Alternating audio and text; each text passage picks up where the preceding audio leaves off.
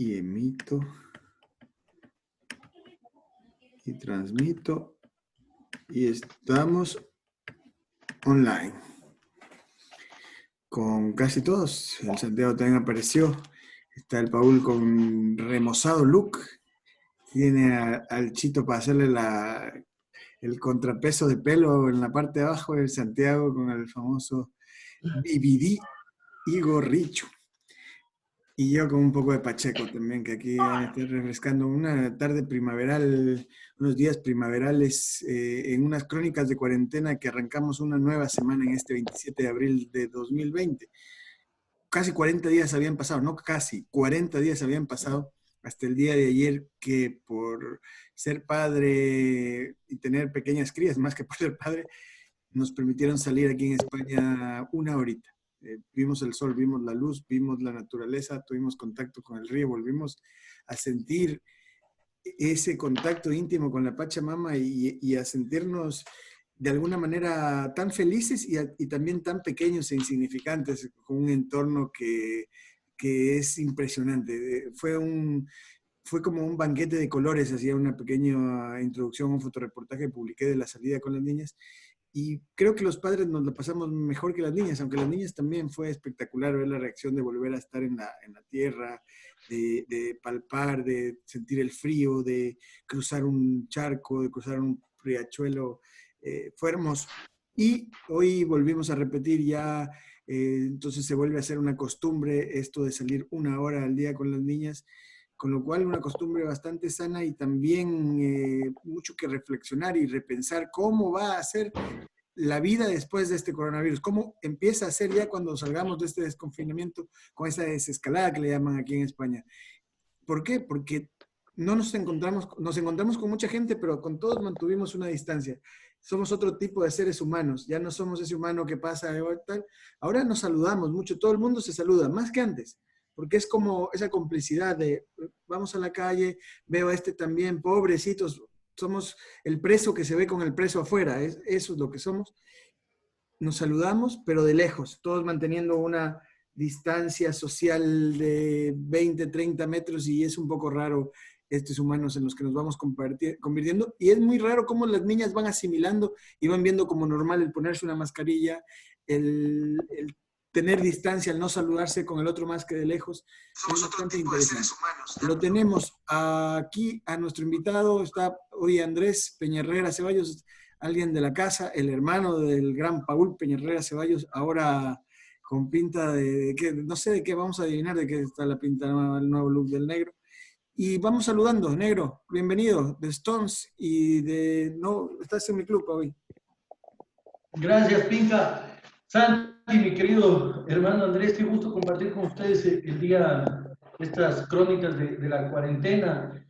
No hay que dejarse comer con el encierro, ¿no? Eso de dejarte los pelos largos, las barbas, también se puede jugar un poco con el look contra encierro. Además, no llega el sol, entonces no me voy a quemar la calva tampoco. Miren, el Ecuador no sé si va de mal en peor o ya estaba de peor, entonces no puede ir más mal. Y uno se empieza a dar cuenta cuando lee las redes sociales y en uno de esos acápites de las redes sociales empiezan a transmitir partidos en que Ecuador pierde. Entonces digo, ahí ya nos fuimos al carajo. Porque recuerdan que estas crónicas de la cuarentena arrancamos con los partidos que había ganado Ecuador en el Mundial, contra Costa Rica, contra Polonia. Vimos algunos del triunfo de Jefferson Pérez, repitiendo las grandes hazañas del deporte ecuatoriano. Parece que ya se acabaron esas grandes hazañas y empiezan a pasar los partidos en que la tricolor pierde y pierde de una manera espantosa, como le pasó con ese baile de Neymar aquí en el Atahualpa. Y nosotros también empezamos a perder como sociedad, ¿no? Nos empezamos a tranquilizar, empezamos a salir. La puteada es la única tónica que aparece en las redes sociales y que también se experimenta afuera en el ánimo de la gente, pegar a los policías, hacer farra, mandar al mundo al carajo, algo que siempre hemos sido muy virtuosos. Por suerte, en estas crónicas de la cuarentena nos vamos a repensar desde otros mundos y gracias a mi hermano Andrés Peñarrera, filósofo, amigo, compañero, pensador, que está junto a nosotros realmente haces de esta charla algo que es, que va más allá, que nos ayudas a comprender un poco más allá de nuestras narices. Santi, qué gusto verlos. Hola Pedrito, Paul, realmente un placer hoy día poder compartir con Andresito, Chito, lindo, a los tiempos que nos vemos hace, ¿qué será? Hace unos mesecillos atrás compartimos un partidito de fútbol, justo lo que tú recordabas, Paulens, estas experiencias vitales, ¿no? Donde uno aprende a compartir, a discernir también, a veces a hacer conflicto. Ahora el conflicto nos queda aprenderlo a asimilar desde nuestras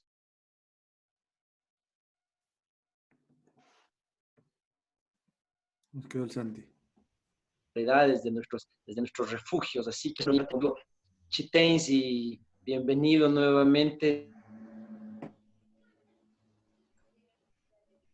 Que esta tarde sea una tarde así de güero, con esta vestimenta todo relajado. Lo que pasa es que aquí en Quito, bueno, en esta parte de mi barrio, a los años, esos que empiezan a hacer sudar la aleta, pero de un gusto, pero fenomenal. Así que yo adoro ese Quito con ese sol.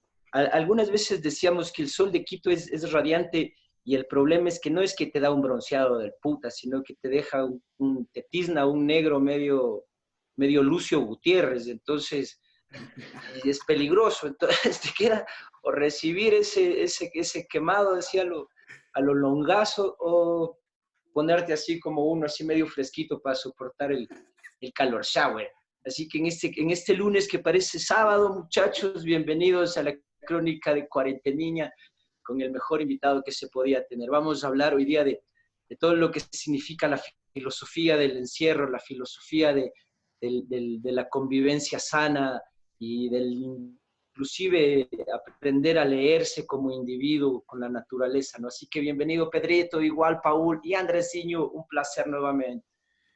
Chito, bienvenido y bueno, estás en tu casa y bueno, eso, a pensar, que eso es la filosofía, a razonar y a buscar ser lo más racional posible ante los escenarios que se vienen, querido Andrés.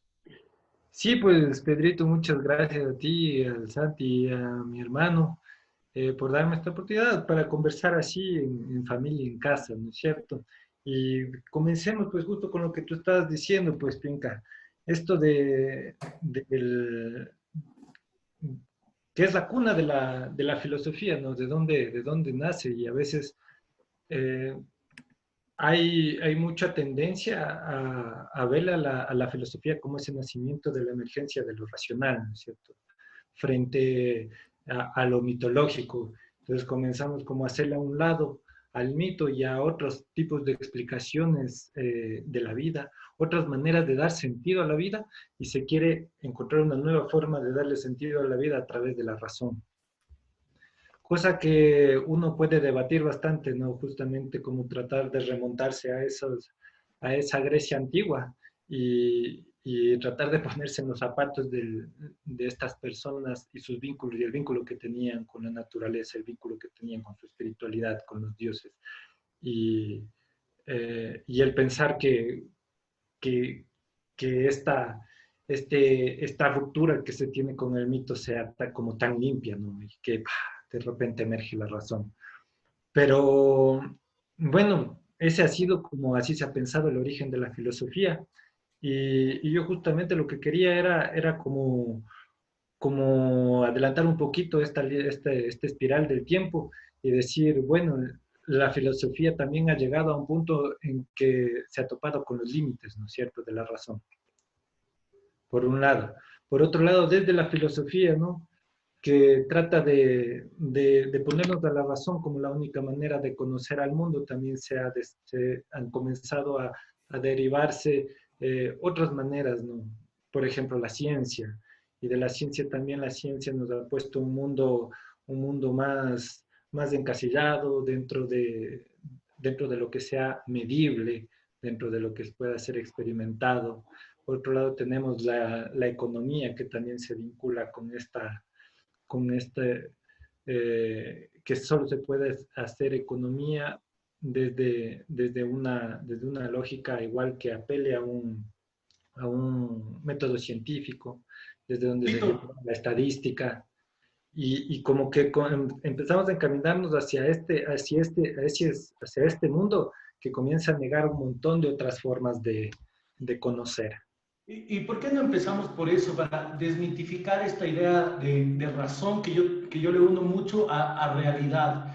¿Cómo entiendes tú la razón en un pueblo como este, en una Latinoamérica como esta, sumergida dentro de un proceso colonial que les enseñaron a aprender a ser blancos o a tratar de ser blancos? Y al referirme a tratar de ser blancos, hablo, ok, una política neoliberal basada en el capital, en la supervivencia del capital antes de eso, y eso darle como algo lógico y racional para que el proceso de vivir sea un proceso de producir. Uh-huh. Mira, o sea, yo lo que veo es que hemos sido como, digamos, desde este ser que es el ser más racional o que se lo ve, ¿no? Como un ejemplo de razón que es el académico, ¿no? Entonces, que se trata desde la academia y también desde el pensamiento de elitista, ¿no? Que únicamente una persona puede llegar, digamos, al éxito si es que pasa por estos caminos del aprendizaje formal. Entonces, ahí comenzamos a pensar que el mundo podía hacerse más fácil si es que nosotros lo veíamos únicamente desde una forma racional y se venían los grandes pensamientos, ¿no es cierto?, a través de estas instituciones como las Naciones Unidas, instituciones que manejan la política internacional, que traían este movimiento de razón a través de sus procesos, de sus proyectos, tratando de llamar, de creer que es, de hacernos creer que ese era el mundo que nosotros debíamos dotar. Pero siempre ha sido fallido, o sea, siempre ha sido fallido en la medida que la vida en sí no es puramente razón. La vida en sí se va haciendo de varias capas, de diferentes tipos de manera que nosotros tenemos de relacionarnos del uno al otro. Y sobre todo, la gente, digamos, la gente más común, o sea, el común de los mortales, no toma sus decisiones pues racionalmente. Yo diría que la minoría de decisiones que nosotros tomamos lo hacemos priorizando la razón, ¿no? Pero de ahí tenemos emocionalidad, tenemos, digamos, pensamientos que son persistentes, tenemos creencias, tenemos espiritualidad, la misma relación de entre unos y otros nos invita a generar nuestros ciertos hábitos para tomar decisiones. Entonces la vida es totalmente diferente al pensar desde la razón. Pero Ahí es, yo quizás, Paulo, un ratito, es que a mí me interesa sobre todo sí darle una diferenciación en relación a esto de la razón, ¿no? Y que es para el sujeto al final colonizado lo que significó ese proceso de maduración y luego ya de libertad madura en este sujeto de lo que se trata la razón, ¿no? Entonces, esta razón la que ha llegado a imponerse dentro de la institucionalidad, como nos decía bien Andrés. Y volviendo a la pregunta de Paul, Andrés, o sea, pensamos que en todo caso ahora la vida es un artificio, ¿no? Y la filosofía siempre ha estado durante ese proceso, en ese caminar, intentando ir desentrañando este artificio. Hemos tenido entonces así muchas corrientes, como tú bien nos explicabas, durante la historia del humano, que han intentado sobre todo ir revelando cuáles son los procesos existenciales del sujeto frente a su realidad inmediata. Pensemos entonces así desde la última filosofía que se empezaba a construir, ya nombrando al pretérito Deleuze, junto con el Sisek y toda la saga de desconstruccionistas, filósofos, ¿no? Cuando hablamos del tema de la deconstrucción, también estamos hablando del romper la razón, ¿no es cierto? Entonces es de desrazonarle de alguna manera a la vida para volverla a razonar. Y comparto contigo, Andrés, esto de que el humano está plagado de influencias externas de mucho tipo, ¿no? Pero sobre todo también tiene las internas, las impulsivas, las instintivas. El problema es que cuando nuestra experiencia vital se reduce siempre a la búsqueda de la razón, aún así, cuando entiendo lo que tú dices, Andrés, es muy difícil que un sujeto que ha sido colonizado por la razón pueda encontrarle libremente esta razón. Esta razón entrará obviamente por el proceso mismo de colonización que vivió. Y desde ese margen de conflicto, entonces este sujeto, digamos, está dividido, lo hemos dicho siempre, ¿no? Desde la filosofía, que el sujeto es un sujeto dividido entre su propio instinto y lo que le toca luego ya como reaccionar frente a un constructo social. Y volviendo, te decía lo que decía Paul, ¿cómo en esta pandemia, cómo en estas circunstancias tan trágicas, tan caóticas, este proceso de deconstrucción que nos estaba llevando la filosofía puede decantarse en la construcción de un nuevo devenir, ¿no? O sea, ya no simplemente estar ejecutando teorías alrededor del PUS, de lo sistemático de las organizaciones comunitarias o sociales, sino también empezar a una construcción más bien, supongo yo, no sé si hasta decirlo profética, de cuáles sean los devenires del sujeto, pensando siempre que la filosofía también está buscando la verdad y dentro de esa verdad esta vida en sobriedad, esta vida en humildad, ¿no? En sobriedad no me refiero a la falta de alcohol, sino quizás a la falta de razón, justamente. No sé, Paul, si tú querías complementar algo que me querías decir. Agregarte que en este proceso lo que dice el Santi viene muy pertinente, esta irracionalidad. ¿Cómo crees o crees que pueden existir pensamientos otros que puedan surgir siendo un proceso tan enfático como este del cierre, de encerrarnos y de salir a la calle como nuevos sujetos? O sea, ¿piensas que nos podemos repensar o vamos a seguir más de lo mismo?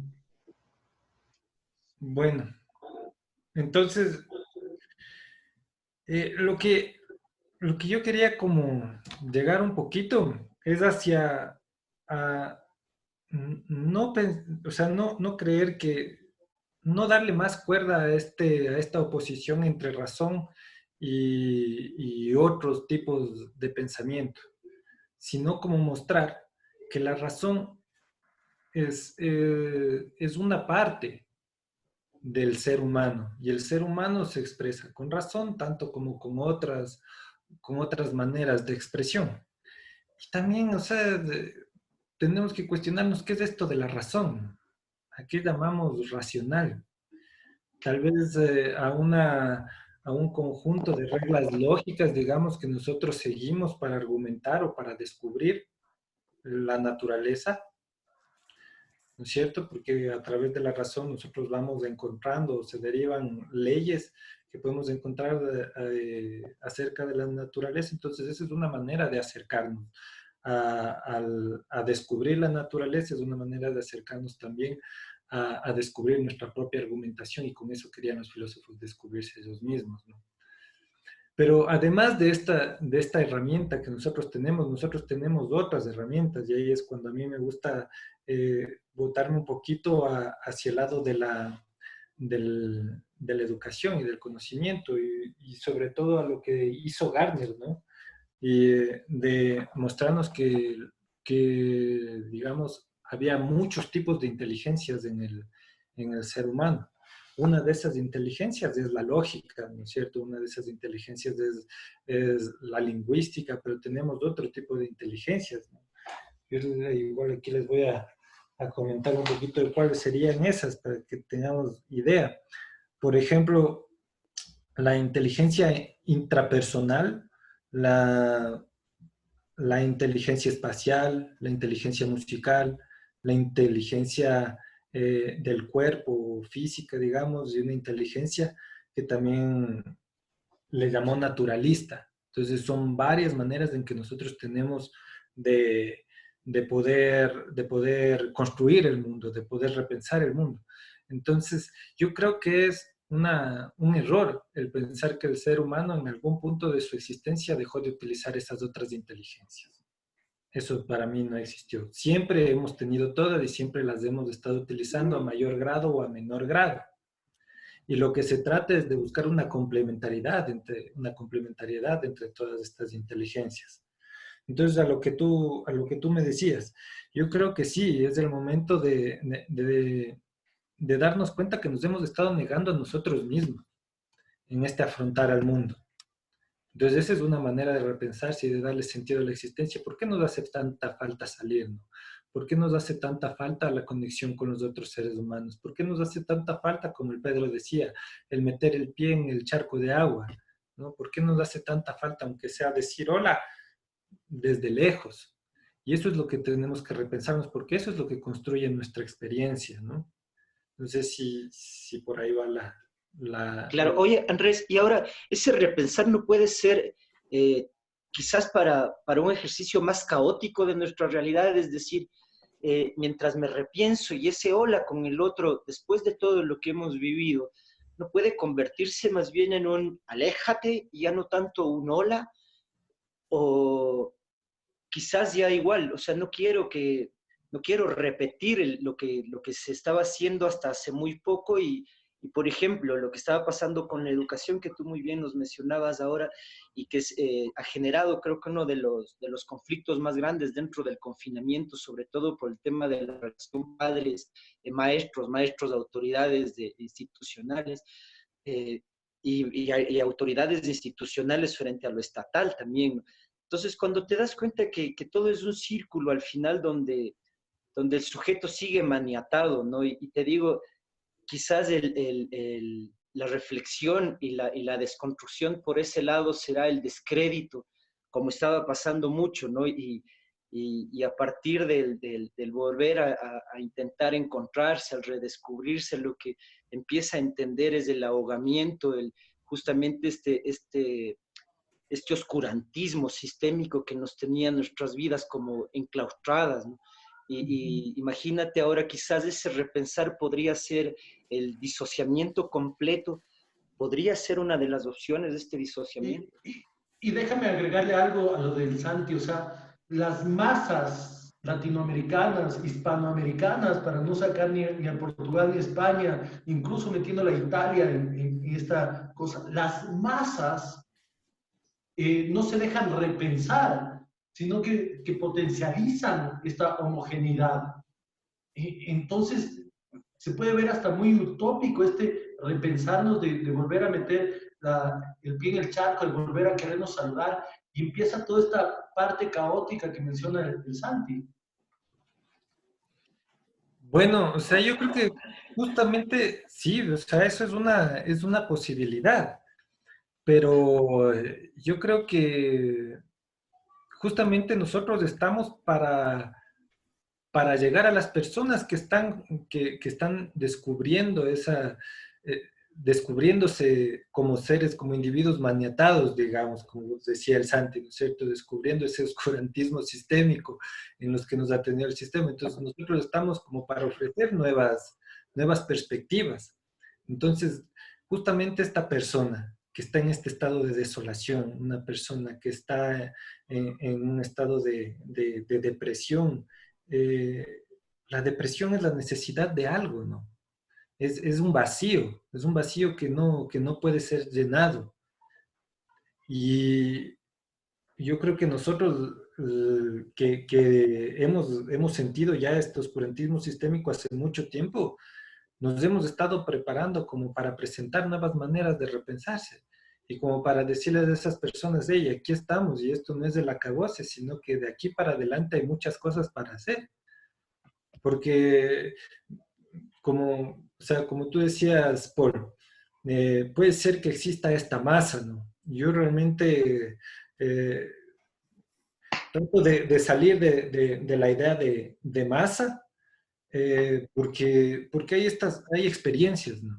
Pues la experiencia del Pedro es una, entonces es un ser que salió con su esposa y sus hijas y le dio un shot de belleza el ver el espacio, ¿no? Y eso puede pasar en muchos estratos sociales y a otras personas no les puede pasar, pero justamente nosotros estamos confluyendo energéticamente con nuestro pensamiento para llegar a las personas que realmente creen que hemos llegado a un punto en el que tenemos que hacer algo diferente. Yo tengo Y, una. Chito, yo quería preguntarte por cómo ves el tema de, si bien ha cambiado bastante el panorama social, la configuración que vivimos, y parece que es un tema transitorio, ¿no? Mientras dure la enfermedad. Nace algo que se venía con, no sé si nace, sino que se consolida algo que venía pujando y que venía desarrollándose, y es la posibilidad del humano de estar conectado, de las redes, de la creación de redes que superen el espacio. Es decir, la amistad, por ejemplo, este es el caso. Estamos produciendo un programa, yo aquí en un pueblo de España, ustedes cada cual en su hogar, y no únicamente para la producción, sino para la conexión real entre los amigos, ¿no? Y esa conexión entre los amigos también de un tema laboral, también de un tema productivo, de un tema de asociaciones, todo, para todo eso, esas redes parecen haberse consolidado. ¿Cómo analizas esa situación respecto a nivel mundial, ¿no? yo creo que es como un puntal como para comenzar justamente a llegar a, a cambiar estos procesos de desalación.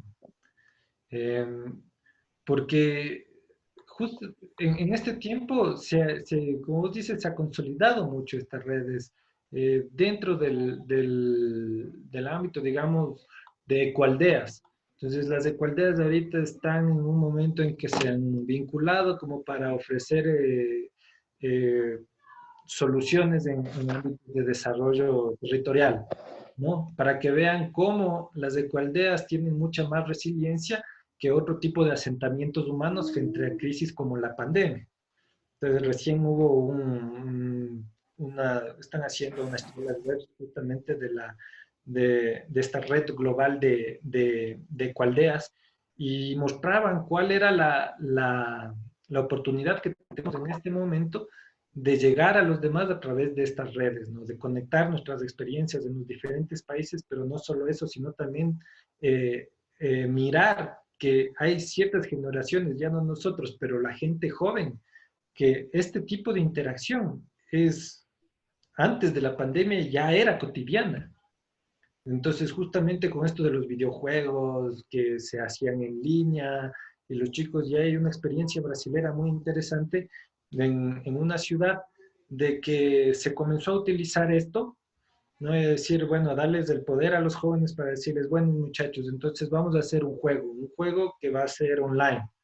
Entonces, ustedes tienen que dar soluciones, primero tienen que identificar un problema de su escuela, de su comunidad, de lo que sea entre todos. Ustedes van a armar grupos de 6, de 12 chicos máximo.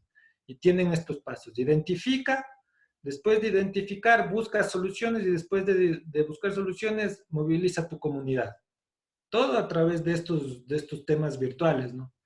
Y las cosas hermosas que han salido se llama Jornada X, jornadax.com.br creo que es. Entonces pueden ver todas las cosas que han sacado los jóvenes, o sea, los jóvenes que se les da un juego con su misma medio de interacción que es el medio virtual. Entonces yo creo que estas formas de interactuar en este momento nos pueden ayudar como a construir nuevas Ahora, yo maneras sobre de eso ser. sí quisiera también hacer una lectura, Andresito, sobre el tema de la filosofía y trabajarlo quizás este temita con un poco de tristeza porque, y también de miedo, porque la filosofía es algo que siempre nos ha interesado, sobre todo a quienes estamos dentro de procesos de lectura y contigo, Andrés, hemos compartido muchas conversaciones que lo que intentan es deshilar nuestras existencias y realmente mi cuestión es así.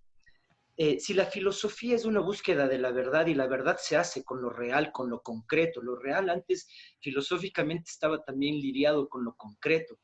Ahora que nosotros no tenemos las cosas asibles, no tenemos lo concreto, vivimos desde lo virtual, vivimos desde la nube, vivimos desde realmente ahora sí desde una suerte de Matrix, ¿no? O más que Matrix, yo diría ese demiurgo que algún momento lo planteó el mismo Platón, este demiurgo que era una cabeza, un ordenador de ideas que luego se reflejaban dentro de la Tierra, así lo planteaba Platón.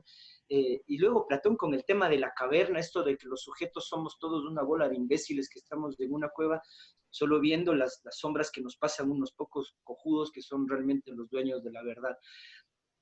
Entonces, otra vez volvemos a ese juego de lo no asible, de lo que no es concreto, de lo que no es posible ni verificable. Entonces, cuando quedamos en la realidad virtual y quedamos justamente en este tema de los proyectos que tú cuentas, Chito, muchas veces son claros, son sueños concretos dentro de realidades concretas. Pienso en las comunidades que surgieron post Segunda Guerra Mundial. Entonces, en Europa la gente ya no quería vivir en las ciudades por el miedo del silbo de la bomba que caía, entonces empezaron a agruparse en pequeñas familias, y así nosotros tenemos muestras igual de ecoaldeas, ¿no? Que como tú contabas ahora está medio en boga aquí en América, pero que en Europa ya llevan unos 50, 60 años ya de estar produciendo una forma de convivencia. Sin embargo, ellas siempre han sido absorbidas desde el sistema, han necesitado de este juego concreto con la realidad. Entonces, ¿qué va a pasar con la filosofía? La filosofía, en la medida en la que lo concreto empieza a desvanecerse, parece que lo virtual, el juego de lo ilusorio, te digo, de reemplazar de hecho al mismo sujeto, ¿no? Porque ahora podemos manejarnos vía nicknames, vía cualquier medio digital que nos pueda reemplazar, que antes eran una suerte de apodos o de nombres que uno usaba artísticos, pero ahora ya se empiezan a convertir como una forma de nombrarnos, y esa entonces es una pérdida de lo concreto, de lo real. Como la filosofía entonces ahora intenta redescubrirse otra vez. Con eso me voy despidiendo, y también dejarles que dentro de esto de lo mágico, maravilloso, yo veía su fondo, muchachos, Paulito y Andresiño, y dije, ¿qué orto está pasando? Están en la misma esquina en el campo temporal, pero con diferente toma. Pero luego recordé que sí, que comparten el edificio, así que la decoración tenía que estar por ahí. Pero bueno, amo con ese real maravilloso también, Andresiño. Y con eso les digo, Paulito y Pedrito, hasta que escaman. Hasta que escamos. Andrea, responde. Bueno, entonces, ¿qué te iba a decir, Santi? Yo creo que bueno, esto de la virtualidad, no creo que vaya a ser un problema, digamos, yo creo que es un medio por el cual nosotros estamos ahora utilizando para compartir, ¿no es cierto?, nuestras ideas. Puede ser un medio que, por una manera, puede derivar una disociación del individuo, ¿no? Puede derivar en una disociación del individuo consigo mismo y una disociación del individuo con el mundo natural, digamos. Podría derivar en eso, pero por otro lado también puede ser un medio que nos ayude a conectarnos. Entonces, por ningún modo yo creo que podría ser una manera en que sí o no sea el fin de la filosofía y del repensarse a uno mismo. Yo creo que más tenemos que utilizar estos medios en este momento, porque va a haber un momento en que nosotros vamos a salir, va a haber un momento en que estos vínculos y estas redes que estamos creando en este espacio virtual van a tener que ponerse en práctica en la realidad y en nuestras cotidianidades, y hasta eso tenemos que utilizarlo para organizarnos, para planificar y para, para comenzar a crear, ¿no? Entonces, en este momento es el momento, digamos, del repensarse, de dar un nuevo sentido a la vida. Y este dar de nuevo sentido a la vida, yo estoy diciendo, bueno, si vamos a hacer un dar sentido a la vida, que es lo que creó la filosofía, ¿no? ¿Cómo yo le doy sentido a esta vida? Que este sentido de la vida sea de mi ser humano como integridad, ¿no? De mi ser humano vinculado con el ambiente, de mi ser humano vinculado con mis emociones, de mi ser humano vinculado con mi pensamiento, y que eso sea lo que nosotros podamos sacar adelante, ¿no? Esta filosofía que es más integradora en una filosofía de la razón, una filosofía del ser, y que se ha hecho culturalmente en muchos otros lados, ¿no? Para finalizar, desde mi lado, me quedo dentro de lo negativo del grupo que soy. Yo sí creo que es necesario recuperar nuestra voz, resistir desde ese proceso, recuperar la voz y aprender a coexistir sin binarios, desde la complementariedad que bien lo mencionaba Andrés. Te dejo picando para que lo respondas en un minuto, que ya se nos acaba el tiempo. El rol del Estado, ¿cómo puede ser el rol del Estado si hablamos de estas ecoaldeas? Es rechazar a un Estado ya caduco y prácticamente moribundo. Con eso me despido. Gracias por todo. Coexistencia y resistencia. Bueno, el rol del Estado, chuta, el Estado está tomado, ¿no? Está tomado por una ideología, digamos, una ideología que está sustentada con todo el poder de recursos de las instituciones internacionales, ¿no? Que por esta visión de desarrollo que no nos lleva a ningún lado, de estas disque naciones desarrolladas, ¿no? Que el único desarrollo, no el único, pero un desarrollo que nos está llevando a una crisis, que nos ha llevado a una crisis global eh, ambiental, social, de distribución de recursos. Entonces, ¿qué podemos esperar de ese Estado? ¿No? Yo creo que lo que podemos esperar del Estado es abrirse, comenzar a tomar nuevas ideologías, nuevos diálogos, nuevas maneras de ver el mundo. No podemos seguir vinculados a esta economía capitalista y financiera, ¿no? Que lo que nos quieren hacer es que cada vez nos endeudemos más con las instituciones financieras, que son las que tienen el poder, ¿no? Para aumentar este poder de élite. Entonces, realmente el Estado, chuta, no le veo mucho que pueda hacer. Tendríamos que cambiar la manera de que el Estado piense. Pero podemos nosotros influenciar desde la sociedad civil organizada para proponer nuevas políticas y hacerle, y como decir, bueno, el mundo no es tan así como ustedes están viendo, podemos hacer otras cosas. Para terminar, que nos queda un minuto, Chito, te agradezco mucho. En nombre de todos, un abrazo grande y tus palabras finales. Bueno, mis palabras finales justamente eso, no nos quedemos en la desolación, veamos las oportunidades que nos está dando esta crisis, saquemos todo ese ser creativo que tenemos dentro de nosotros y busquemos hacer las cosas, o sea, hacer las cosas solos ya no funciona. No tenemos ni los recursos, no vamos a tener ni siquiera el apoyo, tenemos que vincularnos nosotros para poder hacer algo y construir las realidades que nosotros queremos. Desde aquí, desde este pueblo que somos nosotros, más vinculados en las montañas, pueblos andinos, la vida era el sueño, ¿no es cierto? Entonces, en la manera en que nosotros tenemos capacidad de soñar, se realiza. Ese es el tejido andino, ¿no es cierto? Ese es el tejido de la vida. Nosotros tenemos que soñarlos y como decía un cantante, decía que un sueño solo es solo un sueño, pero cuando soñamos juntos es realidad. Andrés, Paul, Santiago, esperemos